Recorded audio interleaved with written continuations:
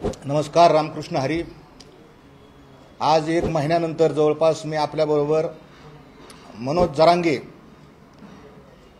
यांनी मराठा आरक्षणाचं जे आंदोलन आहे ते आरक्षणाच्या मुद्द्यापासून राजकारणापर्यंत कसं भरकटवलं, जाणीवपूर्वक भरकटवलं आणि त्याच्यामुळं मराठा समाजाचं भयानक नुकसान झालं, आतोनात नुकसान झालेलं आहे।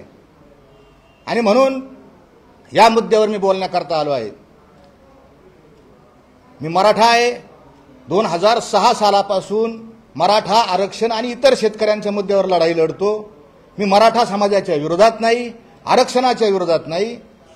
जरांगे आणि त्यांच्या सगळ्या बगलबच्च्यांनी माझ्या विरोधात, हा माणूस मराठा समाजाच्या विरोधात आहे असा जो भ्रम पसरवला, धमक्या दिल्या, घरी माणसं पाठवली, इथं मुंबईत मला मारण्याकरता माणसं पाठवली, मी त्याच्यामुळे शांत नाही बसलो। समाजातील जी विवेकी माणसं होती ती म्हटली, महाराज तुम्ही एक महिनाभर काही दिवस शांत राहा, यांना यांच्या पद्धतीने आंदोलन करू द्या, तुम्ही तुमच्या पद्धतीने करा। म्हणून मी एक महिनाभर शांत राहिलो। मराठा समाजाला आरक्षण मिळण्याची लढाई, कायदेशीर लढाई मी तेव्हापासून आजपर्यंत लढत आहे आणि ती लढत राहणार आहे। आणि लवकरच आम्ही ज्या कायदेशीर पद्धतीने मराठा समाजाला आरक्षण मिळणार त्याच्यासाठी लवकरच यश येणार आहे, ते मिळेल। मी सातत्यानं जरांगे यांना प्रश्न विचारले, अद्याप पावेतो माझ्या प्रश्नाची उत्तरं जरांगे यांनी दिलं नाही। जरांगे यांना मराठा समाजाने नेतृत्व दिलं ते त्यांच्या पारदर्शकपणामुळे दिलं, त्यांच्यावर असलेल्या विश्वासामुळे दिलं की हा माणूस कधी फुटणार नाही, हा माणूस समाजाचं वाटोळं करणार नाही। परंतु जरांगे यांच्या सगळ्या काही त्यांनी केलेल्या कृती आहेत, घटना आहेत, त्याच्यामुळे यांची विश्वासार्हता नष्ट झालेली आहे। ओपन चर्चा करणार तुमच्या समोर असं जरांगेचं कायम स्टेटमेंट आहे। लोणावळ्यामध्ये, वाशीमध्ये जरांगेंनी बंद खोलीत, बंद दाराआड चर्चा केली आणि डील केली असा स्पष्ट त्याही वेळेस मी आरोप केला होता। जरांगे हे सारखं पलट्या मारतात, आरक्षण नाही दिलं तरी आझाद मैदानात जाणार आणि दिलं तरी गुलाल घ्यायला आझाद मैदानात जाणार असं जरांगे सांगत होते। जरांगे यांनी वाशीतून बंद दाराआड चर्चा करून पाठीमागे गेले, काय डील केली सांगावी, जरांगे यांनी उत्तर दिलं नाही। आणि नंतरच्या काळात आत्ता जो मी आपल्या समोर आलेलो आहे, जरांगे यांनी मराठवाड्यातल्या मराठ्यांना आरक्षण मिळावं, जे वंचित आहेत, जे गरीब आहेत त्यांना आरक्षण मिळावं यासाठी चालू असलेला जो लढा होता तो काही त्यांच्या एकट्याचा नव्हता, अनेकांचा लढा होता। आणि हा लढा त्यांनी आजच्या डेटला कसा राजकीय करून ठेवला आणि मराठा समाजाचं कसं नुकसान करून ठेवलं याचा बुरखा फाडण्यासाठी मी आलेलो आहे। जरांगे यांचे शब्द आपण नीट ऐकावेत। माझं मराठा समाजातील भावनिक भोळ्या लोकांना आव्हान आहे, काल जी मीटिंग झाली, निर्णायक मीटिंग होती परवा दिवशी, आणि या मीटिंगमध्ये जे सच्चे मराठे गेले होते त्या सच्च्या मराठ्यांनी मनोज जरांगे यांना निघताना शिव्या दिलेल्या आहेत, त्या शिव्या रेकॉर्डेड आहेत। आम्हाला इथं झक मारायला बोलवलं का, उन्हातानात बोलवलं का, अशा पद्धतीनं मराठा समाजाच्या लोकांनी त्यांच्यावर आग पाखड केलेली आहे। का केलं त्यांनी, का मराठा समाज त्यांच्यावर नाराज झाला, तर त्यांची जी पहिली भूमिका आहे, ज्या गोष्टीवर बोलण्यासाठी मी इथं आलो, मागच्या काही काळात 8-15 दिवसापूर्वी महाराष्ट्राचे माजी मुख्यमंत्री आणि नुकतेच भाजपामध्ये गेलेले, राज्यसभेचे सदस्य झालेले अशोक चव्हाण हे रात्री उशिरा अंतरावली सराटी इथं गेले आणि त्यांनी मनोज जरांगे यांच्या बरोबर 1 तास चर्चा केली। दोघांनी नंतर पत्रकारांना मुलाखती दिल्या। जरांगे यांनी सांगितलं की मी बंद दाराच्या आड चर्चा करत नव्हतो, दरवाजा उघडा ठेवला। माझा स्पष्ट आरोप आहे की त्यांनी पत्रकारांना आत का येऊ दिलं नाही। तुम्ही ओपन करता चर्चा, तुम्ही पारदर्शक आहात, काय चर्चा केली बरं? तुम्ही असं म्हणले मी फेस टाइमवर बोलतो, मी मुख्यमंत्र्यांसंग फेस टाइमवर बोललो, मी उपमुख्यमंत्र्यांसंग फेस टाईमवर बोललो आणि मोबाईलवर मोबाईल ठेवून आम्ही रेकॉर्डिंग केल्या मुख्यमंत्र्याच्या उपमुख्यमंत्र्याच्या। मग तुम्ही अशोक चव्हाण यांच्याबरोबर काय चर्चा केली याची तुम्ही रेकॉर्डिंग केली असेल, ती रेकॉर्डिंग समाजासमोर तुम्ही जाहीर करावी, व्हायरल करावी।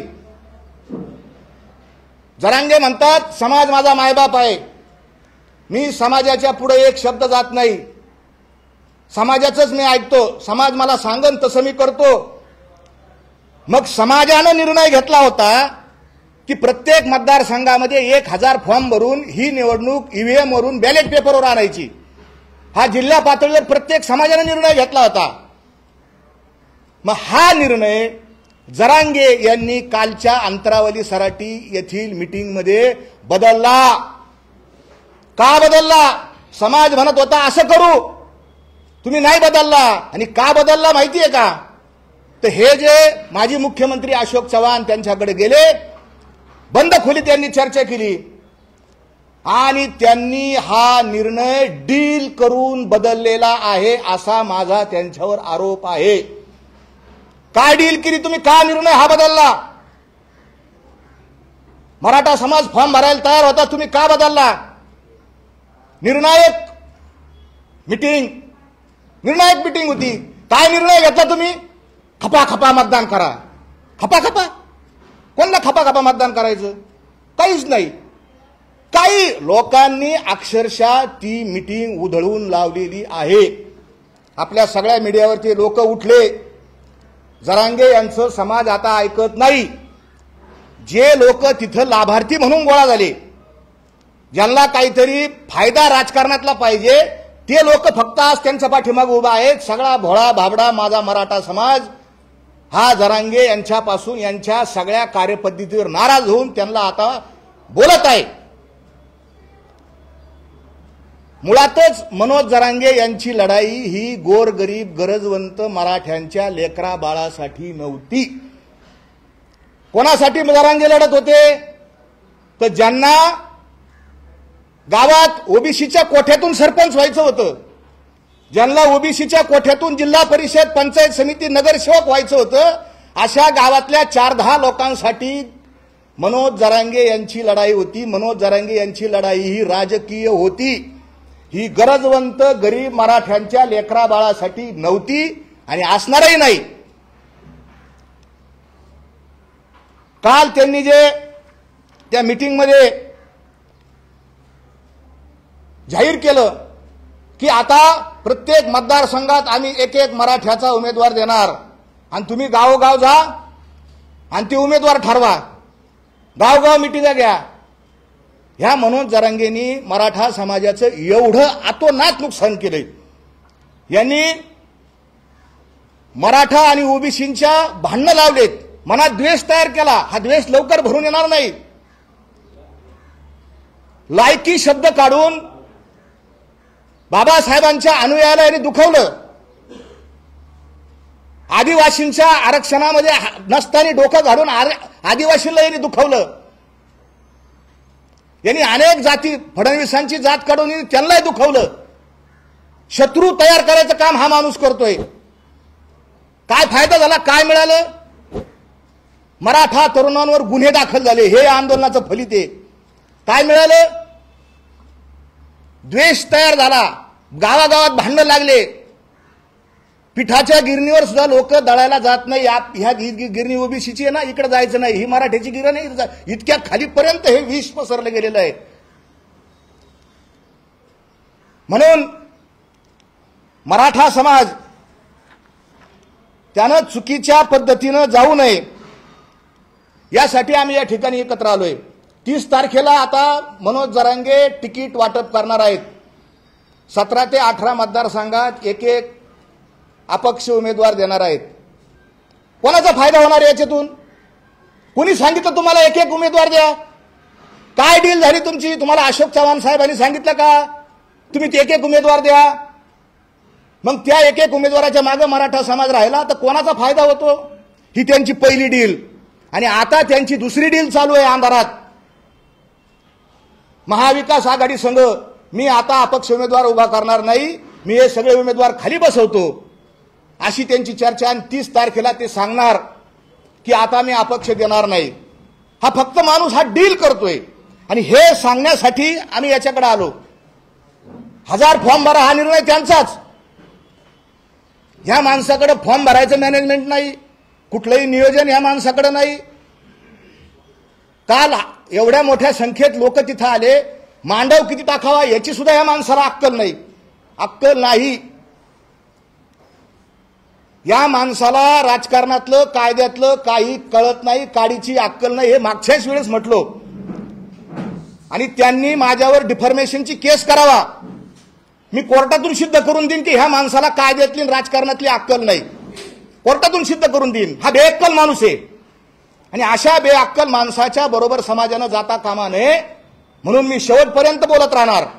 याच्या आंदोलनाचा फायदा कुणाला कुणाला फायदा? काही 4-2 लोकांना फायदा झाला. 2 वेळेस महाराष्ट्राच्या मुख्यमंत्र्यांनी उपोषण सोडलं, 2 वेळेस सोडलं आणि हे उपोषण सोडलं. माझ्याकडे व्हिडिओ आहेत, मागच्या वेळेस सांगितलं मी पुराव्याशिवाय बोलणार नाही. वाशीमध्ये ज्या दिवशी मुख्यमंत्र्यांच्या हस्ते यांनी ज्यूस प्याला, आदल्या दिवशी रात्री यानं मटण खाल्लेलं आहे. माझ्याकडे त्याचे व्हिडिओ आहेत. जरांगे पाटील, कॅमेऱ्यापासून तुम्ही लपू शकत नाही. ज्या दिवशी तुम्ही सागर बांगल्यावर निघाले, तुम्ही तर म्हणले मी समाजाला विचारल्याशिवाय काही करत नाही. कोणाला विचारून सागर बांगल्यावर तुम्ही निघाले? कोणाला विचारून तुम्ही त्यांना शिव्या दिल्या? उपमुख्यमंत्र्याला मनानीच शिव्या दिल्या, मनानीच निघाले. तर निघाले तर भांबिरी गावात गेले आणि तिथं तुमचे महाराज आले. आमच्याकडे त्याचे सुद्धा रेकॉर्डिंग आणि फोटो आहेत. उपोषण दुसऱ्या दिवशी सोडलं ना तिथं आंतरवालीत, त्याच्या आदल्या दिवशी मनोज जरांगे यांनी जेवण केलेलं आहे. उपोषणामध्ये जेवण केलेलं आहे. महाराजांच्या विनंतीला मान ठेवून तुम्ही भाकरी खाल्ली. का फसवता? का लोकांना हे करता? 2दा मुख्यमंत्र्यांनी उपोषण सोडलं आणि तिसऱ्या वेळी तुम्ही कोणाच्या हाताने उपोषण सोडलं? ज्यांना तुम्ही आंबडचा भावी आमदार करण्याचा शब्द दिला अशा तुमच्या व्यक्तिगत मैत्रीतला तुम्ही उपोषण सोडलं. माझा पुढचा आक्षेप असा आहे की याच्या आंदोलनाचा फायदा काही 4-2 लोकांना होतो, मराठा समाजाला होत नाही. ज्यांच्या हाताने उपोषण सोडलं त्या अंतरावली सराटीमध्ये मधल्या त्या माऊलीनं तिसऱ्या दिवशी नवी कुरी गाडी घेतली. कुठून पैसे आले? एसआयटी चौकशीला हा देवेंद्र फडणवीस यांना, उपमुख्यमंत्री देवेंद्र फडणवीस यांना हा माणूस काही दिवसापूर्वी मराठा द्वेष्टा म्हणत होता. याला हाकलून द्या, हा मराठा द्वेष्टा आहे, हा अमका आहे, हा तमका आहे. आणि आज याची भाषा बघा. आज काय बोलतो? फडणवीस साहेब, फडणवीस साहेब, फडणवीस साहेब, फडणवीस साहेब, फडणवीस साहेब. का हो तुम्ही आता फडणवीस साहेब? कुठे गेली तुमचं शौर्य? कुठे गेली तुमची हिंमत? तुम्ही घाबरलात. तुम्ही एसआयटी चौकशीला घाबरलात. तुम्ही नार्को टेस्टला घाबरलात. तुम्हाला आव्हान दिलं, तुम्ही माझ्यावर आरोप केले, बलात्कार, विनयभंग, 300 कोटी घेतले, पैसे घेतले. मी म्हणलं माझी नार्को करा आणि तुमची नार्को करा. आहे का तुमच्यात हिंमत नार्को करायची? तुमच्यात हिंमत नार्को करायची नाही. समाजासमोर, या कॅमेऱ्यासमोर इथं होऊ द्या एसआयटी चौकशी, होऊ द्या. का घाबरता तुम्ही? का अटकेला घाबरता? केजरीवाल घाबरले अटकेला? तुम्ही तर थरथर कापायला लागले अटकेला. कारण तुम्हाला माहिती, मला जर अटक झाली माझ्याच एसआयटी चौकशीतून माझे सगळे पैसे, सगळे काळे धंदे उघडकीस येणार आहेत. आणि म्हणून तुम्ही शरणागती पत्करली. म्हणून तुम्ही अशोक चव्हाणांना शरण गेले आणि त्यांना सोयीस्कर होईल असे तुम्ही निर्णय घ्यायला लागले. मनोज जरांगे हा मराठा समाजाचं वाटोळं करणारा माणूस आहे. आणि म्हणून माझं मराठा समाजाला विनंती आहे की अडाणी 1950 सालाच्या आधी अडाणी असलेल्या दलित बांधवांनी महामानव डॉक्टर बाबासाहेब आंबेडकरांसारखा सुशिक्षित बॅरिस्टर, पीएचडी, डॉक्टर असं नेतृत्व निवडलं. अज्ञानी लोक होती, गरीब होती, भोळी होती, भाबडी जनता होती. त्या अस्पृश्यांनी बाबासाहेबांचं नेतृत्व स्वीकारलं. आज त्यांची प्रगती कुठं झाली? आणि सुज्ञ असलेल्या, विवेकी असलेल्या, सुशिक्षित असलेल्या मराठा समाजानं हा 10वी-12वी छाप पास ना झाला का नापास झाला माहीत नाही आणि याचं नेतृत्व स्वीकारलं. आणि परिणाम काय झालाय? भयानक परिणाम झालाय. मी नेहमी सांगतो, मी त्या दिवशी सांगितलं होतं की बसचा ड्रायव्हर पेलेला आहे, मराठ्यांनो या बसमधून खाली उतरा. आता काय झालं माहिती का? हा आमचा ड्रायव्हर यांनीच गाडीतून उडी मारली, गाडी मोकार सोडून दिली. मराठ्यांची गाडी आता ही आरक्षणाची गाडी ही भरकटच सुटलेली आहे आणि त्याला हा एकमेव जबाबदार माणूस आहे. याच्याकडे मॅनेजमेंट नाही, काय नाही, फॉर्म भरायचं काही नाही, या सगळ्या गोष्टी याच्याकडे आहे. कालच्या त्याच्यामध्ये त्यांनी स्वतः कबूल केलं की लोकसभेत आपलं काही गुंतलं नाही. त्याचे शब्द येतं, लोकसभेत आपलं काही गुंतलं नाही. आरक्षण जे मिळायचं ते खाली राज्यात मिळणार आहे. आरक्षण कुठे मिळणार आहे? लोकसभेला काहीच महत्व नाही असं ते म्हणतात. लोकसभेला मराठ्यांनो, लोकसभेत आपली शक्ती वाया घालू नका. अरे जिथं देशाचं सर्वोच्च राजकारण ठरतं, आपण देशाच्या राजकारणाला, मराठा समाजाला, शेतकऱ्यांना न्याय देऊ शकतो. मराठा हे आपले प्रतिनिधी जाऊ शकतात आणि तिथं हा माणूस म्हणतो तिथं काय गुंतलेलं नाही. बरं, हा नुसता गोल बिंगतो. एका घडीला म्हणतो मराठ्यांना, सरकारला शिव्या देतो, मला द्यायला नका जाणं, मला काय सरकारचं काही घेणं देणं नाही. पण दुसऱ्या बाजूला म्हणतो सरकारने आपल्याला काहीच दिलं नाही. आणि दुसऱ्या बाजूला काय म्हणतो, 70 वर्षात जे मिळालं नाही ते आपल्या आंदोलनामुळे मिळालं. 1.5 कोटी मराठी आरक्षणात गेले, देणं यादी जाहीर कर ना. 2 कोटी म्हणतो, कधी 1.5 कोटी म्हणतो, एवढे मराठी आरक्षणात गेले. लिस्ट दाखवून तू किती मराठ्यांना फायदा झाला. लिस्ट पोलिसांकडे किती लोकांकडे गुन्हे दाखल झाले. आयुष्यभर एक गुन्हा दाखल झाला तर तो मुलगा त्या ठिकाणी त्याला सरकारी नोकरी मिळत नाही, खोटं बोलतो, संभ्रम आणि अफवा पसरवणारं भाषा करतो. कालच्या त्यांनी सभेमध्ये त्यांनी भाषणात सांगितलं की वाशिम जिल्ह्यातली एक मुलगी आमची भगिनी आहे आणि ही भगिनी एका परीक्षेला बसली, तिची 21वी रँक तिची आली. सरकारमध्ये ती प्रशासनात पास झाली, तिची 21वी रँक आली. तिला मंडळाधिकारी नायब तहसीलदार म्हणून पोस्ट मिळाली. त्याचे स्टेटमेंटवर का आपण मराठा समाजाने हे सगळं काढून वाचावं, आपण वाचत नाही म्हणून आपलं नुकसान होतं, ऐकत नाही. हे व्हिडिओवर बोललेला आहे तो.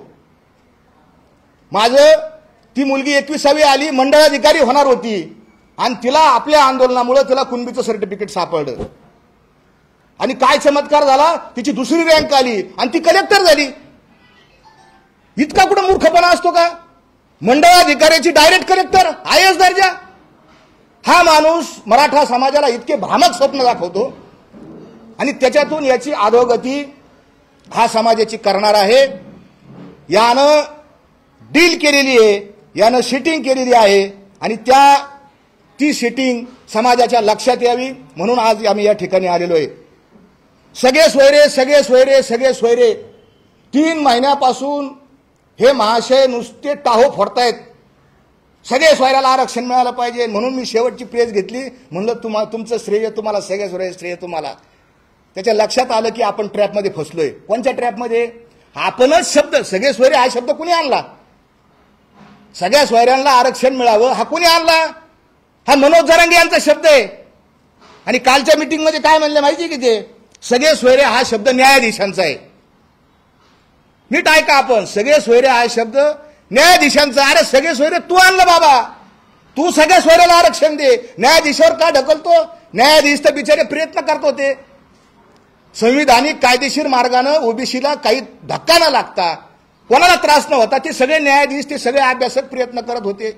आणि माझी अशीच भूमिका आहे. मराठा समाज हा देणारा समाज आहे. गोरगरिबाच्या ताटातली भाकरी खाण्याची पद्धत, संस्कृती ही मराठ्यांची नाही. गरिबाचं हिसकून घेण्याची संस्कृती ही मराठ्यांची नाही. हीच भूमिका समाजात गेली पाहिजे की मराठा समाज हा वेगळा आहे, सगळ्या गावगाड्याला बरोबर घेऊन जाणारा समाज आहे. यांनी समाज फोडला, तोडला आणि या समाजाचं यांनी वाटोळं केलेलं आहे. काय पडलं समाजाच्या हातात? यानं आंदोलन सुरू केल्यापासून 208 आत्महत्या झाल्या. कोण आहे जबाबदार आहे आत्महत्याला? कोण जबाबदार आहे? आरक्षण मिळालं का लगेच घरावर सोन्याचे पत्रे येणार आहेत का? याने असं सांगितलं का आरक्षण कुणबीचा कागद आला का लगेच नोकरी, आला कुणबीचा कागद का लगेच तलाठी, गेला पोलीसमध्ये का लगेच गेला आर्मीत?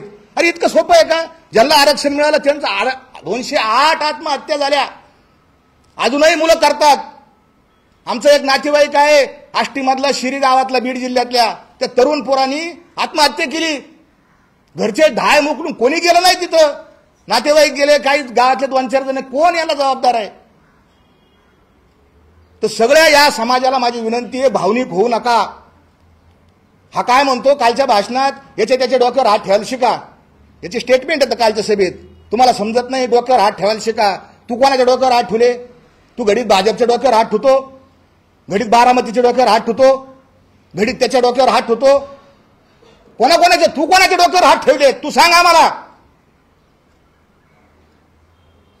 तर या मुद्द्यावर समाजाचं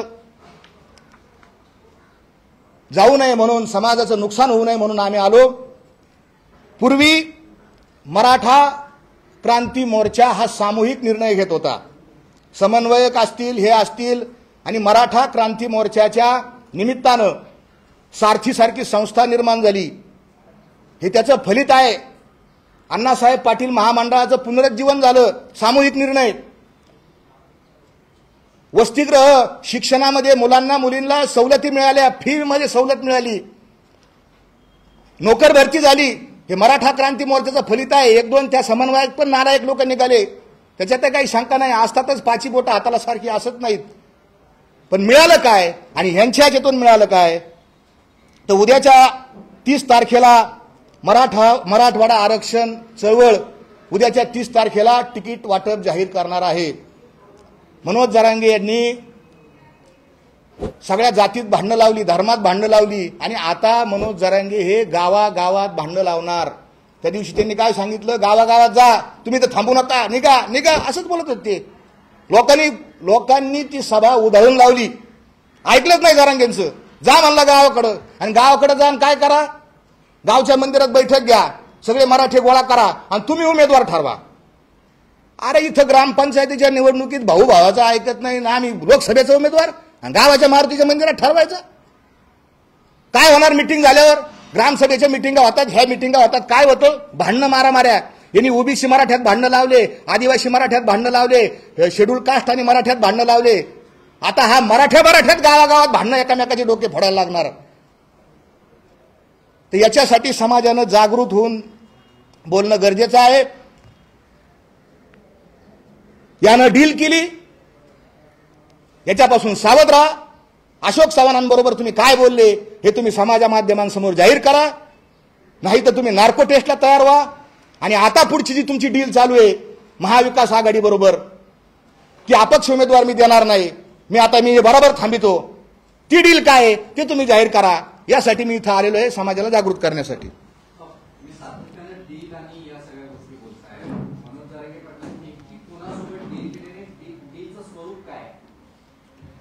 तेच तर मी म्हणतो ना, की मनोज जरांगे यांनी अशोक चव्हाण जे महाराष्ट्राचे माजी मुख्यमंत्री आहे, खरं तर त्यांनी विचारायला पाहिजे होतं चव्हाण साहेबाला, की तुम्ही मुख्यमंत्री असताना तुम्ही काय केलं बाबा मराठा समाजाच्या आरक्षणासाठी, ते त्यांनी विचारलं नाही. मागच्या महाविकास आघाडीच्या सरकारच्या काळात मराठ्यांचं आरक्षण जे सुप्रीम कोर्टात चालू होतं, तिथं मंत्रिमंडळाची उपसमिती झाली आणि त्या उपसमितीचे अध्यक्ष अशोक चव्हाण होते. ते आरक्षण गेलं, ते टिकवता नाही आलं. मनोज जरांगे त्यांना जाब विचारायला पाहिजे होता, त्यांना जाब विचारला नाही. हे कशासाठी गेले ते चव्हाण साहेब? आधी म्हणले सरकार म्हणून आले, त्यांचे शब्द ऐका, आणि नंतर काय म्हणले ते, की ते समाज म्हणून आलेत. मग इतके दिवस कमून नाही आले समाज म्हणून? इतके दिवस आम्ही गुन्हे दाखल करून घेतले, लाठ्या काठ्या घेतल्या, मग इतके दिवस का समाज म्हणून आले नाही? आता सरकारमध्ये कसं काय गेल्यावर आले? आणि काय तुम्ही बोलले तुम्ही जाहीर करा ना. तुम्ही पारदर्शक आहेत ना. डील झाली जे म्हणतो ना मी, काय डील केली तुम्ही सांगा ना. 1000 फॉर्म भरायचे तुम्ही कॅन्सल केले, काय कशासाठी केले? काय ठरलं तुमचं? काय गुप्तगुकिरी तुम्ही दरवाजा उघडा ठेवला? त्यांनी बोलताना लय हुशार छातीर माणूस आहे, चतुर आहे जरांगे. बंद दाराआड, लोणावळ्यात बंद दाराआड चर्चा, वाशीत बंद दाराआड चर्चा, इथं अंतरावरीत त्यांनी काय केलं? दरवाजा उघडा ठेवला. पण तुम्हाला आतमध्ये येऊन दिलं का पत्रकार बंधूंना? ज्या मीडियाच्या जोरावर, मीडियाच्या ताकदीवर जरांगे हे मोठे झाले, त्या मीडियाला दाराच्या बाहेर ठेवलं नाही यांनी. ठेवलं का नाही साहेब? तुम्ही सांगा. का नाही तुम्ही आतमध्ये? का होऊ द्या ना चर्चा. चव्हाण साहेब इथं बसलेले, मनोज जरांगे इथं बसले, काय चर्चा झाली? डील झाली तुमच्या, डील. ती तुम्ही काय त्यांना त्यांच्यावर मी आरोप केलाय. काय स्वरूप आहे डीलचं? स्वरूप काय? कशाच्या संदर्भात?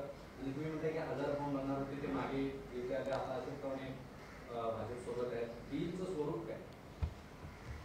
डीलचं स्वरूप 2-3 मी फक्त लॉजिक लावतो. शक्यता जिथं पुरावा आहे ना, मी म्हणलं ना हा मटण खात होता, माझ्याकडे व्हिडिओ येतो, तिथे पुरावाची माझ्याकडे. काय डील झाली यांच्यात? का अशोक चव्हाण गेल्यानंतरच निर्णय बदलला ना? मग डील काय असू शकते? माझ्यावर जे गुन्हे दाखल केले एसआयटी, माझी एसआयटी सॉफ्ट करा, असं असू शकतं. किंवा अजून काही देवाणघेवाण डील काय होती हो? सौदा काय होतो? काहीतरी सौदाच होतो ना. एक तर तो वाचायचा सौदा असन किंवा काहीतरी लेनदेन असन, यांनी जाहीर करावं त्यांनी, नाही तर त्यांनी नार्को करावी समोर, म्हणजे आपोआप जाहीर होईल. तिलगी कसा पोपटावाने बोलत होता तसं जाहीर होईल. तुम्ही मागच्या केसेसमध्ये 2 वेळा आरोप केले की त्यांच्या मेहुण्याला जेसीबी खरेदी केले, लाखो रुपये, कोट्यावधी रुपयांची देवाणघेवाण झाली. त्यावेळेची सुद्धा पुरावे तुम्ही दिले नाही किंवा तशाबद्दल कुठलाही पुरावा तुम्ही मांडला नाही. आता तुम्ही म्हणताय की अशोक चव्हाण यांच्यासोबत भेटीगाठी होत आहेत, डील होते, तर मग अशोक चव्हाण भाजपात आहे, त्यांची भाजपच्या नेत्यांसोबत डील होते असं म्हणलं नाही. मागच्या वेळेस मी आरोप केले होते, त्या आरोपाचं त्यांनी खंडन केलेलं नाही. मुळात त्यांनी कुठलंही खंडन केलं नाही. या साईटीकडे त्याचे सगळे पुरावे गेलेले आहेत. कोणाच्या जो माणूस दुसऱ्या तिथं शेतामध्ये कामाला जातो, तो माणूस अचानक 1.25 कोटीचं कसं काय घेऊ शकतो? याचं संशोधन मी सांगितलं ना, कुणी असू द्या ते संशोधन करा. अचानक जर मी उद्या जर हेलिकॉप्टर घेऊन हिंडायला, तुम्ही काय म्हणता? तुम्ही जर आरोप करताय तर ते आरोप पुराव्याचे असणं गरजेचं आहे. तुम्ही 2-3 वेळा पत्रकार परिषद घेताय, तर त्या पत्रकार परिषद मला जे दिसलं, आरोप करणाऱ्याच्या कोणाच्या नावावरती काढली झालं, कशा पद्धतीनं खरेदी झालं, जेव्हा आपण एखादा आरोप करतो त्याला आपल्याकडे काही पुरावे नसतात. तुम्ही काहीच कागदोपत्री मांडत नाही. ते कागदोपत्री तुमच्याकडे काय आहे? ज्या पद्धतीने तुम्ही जेसीबी आणि या सगळ्यांच्या कृतीचा उल्लेख करताय, त्याचे कागदोपत्र काय आहे? हे पहा, मला जे दिसलं डोळ्याला, माझ्या डोळ्याला दिसलं ते मी आपल्यासमोर मांडलं. कागदपत्राचा पुरावा शोधायचं काम हे पोलिसांचं आहे आणि तिथंच त्यांची फसगत झाली. त्यांच्या लक्षात आलं की आता आपल्याला नमतं धोरण घ्यावं लागेल आणि म्हणून त्यांनी मी लॉजिक मांडलं साहेब तुमच्याबरोबर. आरोप केले, त्यांनी तर माझ्यावर काही आरोप केले, बलात्काराचा आरोप केला त्यांनी माझ्यावर. काय पुरावा दिला त्यांनी? माझ्यावर 300 कोटी रुपये मी मालक हे संपत्ती जमा केली, माझ्यावर आरोप केला. अरे मला जे दिसलंय त्यांनी तरी सांगा 300 कोटी कुठे येतं? मला जे दिसलं त्याच्या दारात दिसले ना गाड्या.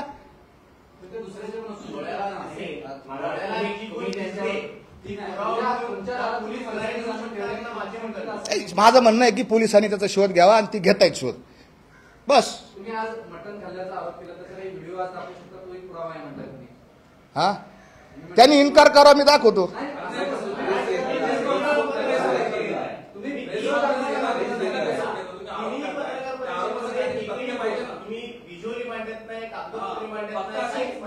नाही, मी ज्या मुद्द्यासाठी इथं आलो आज, ऐका ना, मी ज्या मुद्द्यासाठी आलो तो मुद्दा फार महत्वाचा आहे. आता त्याचा एक मुद्दा मी सांगतो. जे सकारात्मक मुद्दे येतं, मी आरोप केले हे केलेच, याच्यात दुमत नाही, याच्यात काहीही संशय नाही आणि मी त्याच्यापासून माघारी सुद्धा येणार नाही. तुम्ही जसं मला माझ्या माहितीप्रमाणे बाबा त्यांनी माझ्यावर आरोप केले, मी त्याच्यावर आरोप केले आणि हे शोधायचं काम कोणाचं आहे? हे पोलिसांचं काम आहे. तुम्ही म्हणता पुरावे द्या, मी त्या ठिकाणी पुरावे तुम्हाला तो निश्चित मात्र व्हिडिओ मात्र व्हायरल करीन मी मटण खाता असल्याचा. पण तो व्हिडिओ कधीचा आहे, कुठल्या वेळेचा आहे? आता काय होईल? आता मी जर म्हणलं तर लोक म्हणतील तो व्हिडिओ कधी मागचा तरी कधीचा आहे, व्हिडिओ आहे. नाही, एक मुद्दा जो आहे महत्वाचा मुद्दा आहे की मराठा आरक्षणाची जी लढाई आहे, जरांगे पाटलांची सांगितली, ही कधी गुलाल घेणार, कधी विजय उत्सव करणार, तर ती त्यांचं स्टेटमेंट तुम्हाला मी वाचून दाखवतो.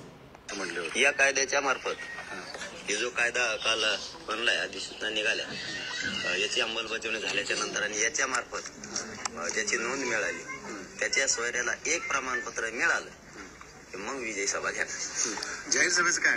विजयी सभा घेणार, आता ते सांगितलं. विजयी सभा कुठं? रायगडाच्या ते मी वेळेवर डिक्लेअर करणार. तुम्ही अजून एक उत्तर नाही दिलं. एक प्रश्न असा आहे, त्या प्रश्नाचं तुम्ही उत्तर नाही दिलं.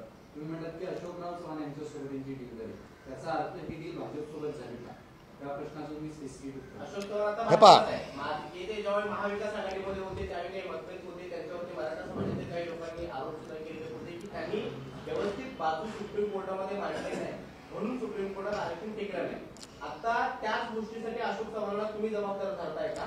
ते भाजपात आहेत, त्यांना तुम्ही स्वीकारताय? नाही, अशोक चव्हाण तिथं गेले ते हे सत्य आहे. त्यांनी बंद दाराच्या आड मिटिंग केली हे सत्य आहे. मराठा समाजाने 1000 फॉर्म भरायचा निर्णय घेतला होता, सामाजिक निर्णय होता, सामूहिक निर्णय होता, हे सत्य आहे. आणि अशोक चव्हाण गेल्यानंतर मनोज जरांगे यांनी कालच्या मीटिंगमध्ये तो निर्णय बदललेला आहे.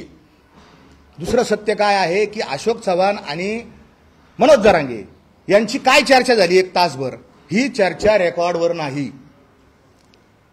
आणि हाच प्रश्न त्यांना विचारला आहे, तुमच्या भेटीनंतर तुम्ही निर्णय बदलला, मग तुम्ही राजकारण करता का? आरक्षणाची लढाई तुम्ही आता तिकीट वाटपापर्यंत आणून ठेवली ना. 30 तारखेला ते तिकीट वाटप करणारे, आपली लढाई काय चालू होती? तिथं आरक्षण मिळावं.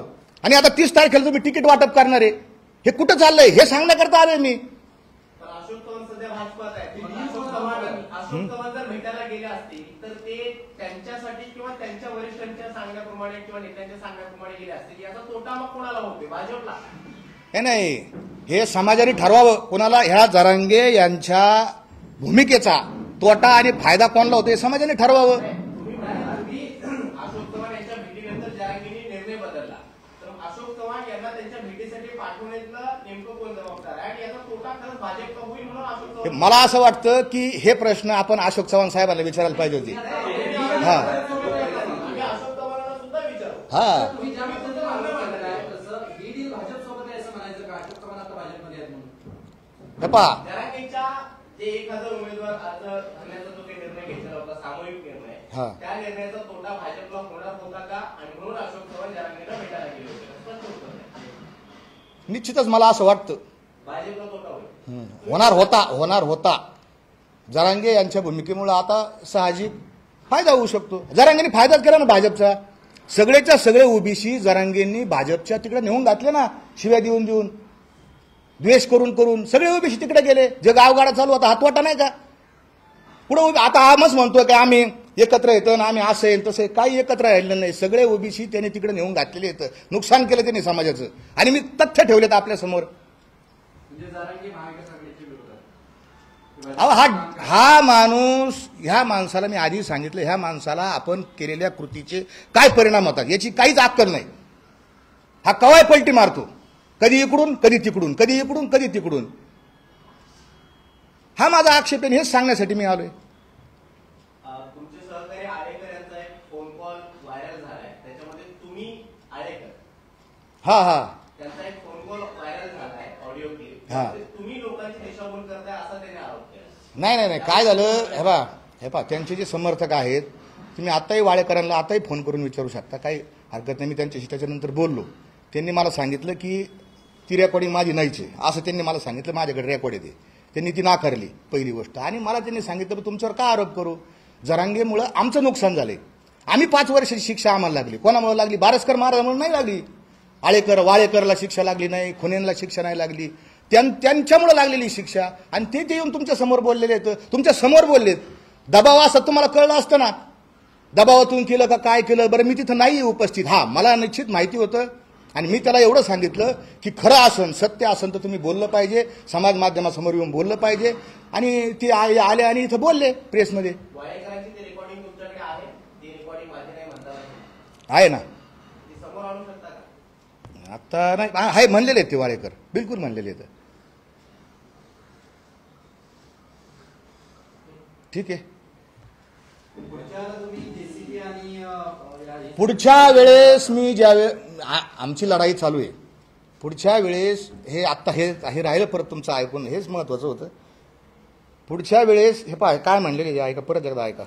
प्रदर्शन घेण्यासाठी चाललंय. तुम्ही म्हणाले होते की ज्यावेळेस आरक्षण मिळेल त्यावेळेस तसंच हा नाही हा बरं, ते काय म्हटले होते ऐका ना, काय ऐका ना, मी ते जे काय म्हटले होते, माझा मुद्दा समजून घ्या. ते जे म्हटले होते की पहिला दाखला मिळाल्यानंतर मी विजयाची सभा घेईन. पहिला दाखला मिळवण्यासाठी आमचे प्रयत्न चालू आहे, आमची लढाई चालू आहे. आणि येत्या काही दिवसातच पहिला दाखला मिळून जाईल आणि त्यावेळेस यांचा फुगा फुटेल. मी निश्चितच आपल्या समोर येईन. तुम्ही आता 3 पत्रकार परिषदांनी जरांगे यांच्यावरती आरोप केले, जरांगे कशी चुकीचे आहेत ते तुम्ही सांगताय. मग हा. तुम्ही समाजात थेट जाऊन जरांगेंबद्दल हो बिलकुल, मी समाजात जाणार. का मांडत नाही? मी समाजात जाणार. मी बिलकुल तुमच्या प्रश्नाचा मी आदर करतो. मी समाजात जाणार. भलेही काही 10, 20, 50 माणसं असू, भलेही ती मला गोळ्या घालायला तयार असू, मला मारायला तयार असू, माझा संविधानावर, कायद्यावर विश्वास आहे. संविधानाने आम्हाला बोलण्याचं स्वातंत्र्य दिलेलं आहे.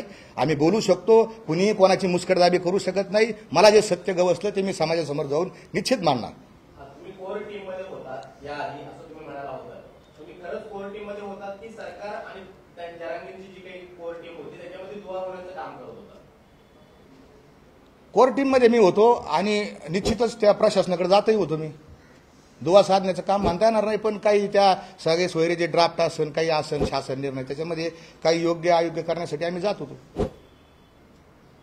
ओके. गर्जा हिंदुस्तान चॅनलला सबस्क्राईब करा आणि ताज्या घडामोडी जाणून घेण्यासाठी बेल आयकॉनवर प्रेस करा.